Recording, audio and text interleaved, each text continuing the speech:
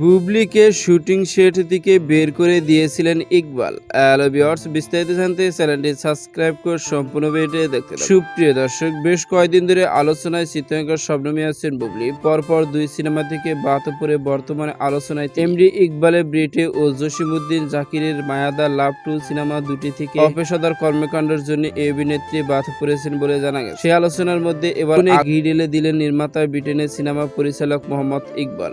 আরটিভিকে তিনি জানিয়েছেন, ইউনিটি থেকে একবার বুবলিকে বের করে দিয়েছিলেন, সিদ্ধান্ত নিয়েছিলেন বুবলিকে নিয়ে আর কখনো সিনেমা নির্মাণ করবেন না। যদিও ঘটনা অনেক আগের, তবে বুবলির বিভিন্ন মন্তব্যের কারণে সেট থেকে বের করে দেওয়ার কথা জানাতে বাধ্য হয়েছেন ইকবাল। সাম্প্রতিক বুবলিকে ব্রিটেন সিনেমা থেকে বাদ দেওয়ার কথা জানিয়েছেন ইকবাল। 40 ভাগ শুটিং সম্পূর্ণ হলেও তিনি বুবলিকে নিয়ে আর সিনেমা না করার সিদ্ধান্ত নিয়েছেন। তবে নায়িকার দাবি তিনি নিজেই সিনেমা থেকে সরে দাঁড়িয়ে বুবলির সরে দাঁড়ানোর কথায় ইকবাল বললেন ভিন্ন কথা। তিনি বলেন, বুবলি যদি সরে দাঁড়ায় তাহলে আমার সাইনিং মানি অর্থাৎ 40% শুটিং এর টাকা ফিরিয়ে দেখ, যেহেতু সে নিজে থেকে সরে দাঁড়ানোর কথা বলল। এই নিয়ে আমি শিল্পী সমিতিকে লিখিত অভিযোগ জানাবো। এ সময় যোগ করে ইকবাল আরো বলেন, একবার কক্সবাজার শুটিং শুরু করার আগে বুবলিকে সেট থেকে বের করে দিয়েছিলাম।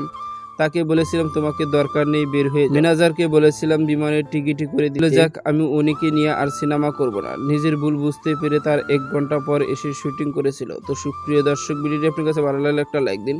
নিত্য নতুন ভিডিও আপডেট পেতে চ্যানেলটি সাবস্ক্রাইব করুন। অসংখ্য ধন্যবাদ। পুরো ভিডিও করা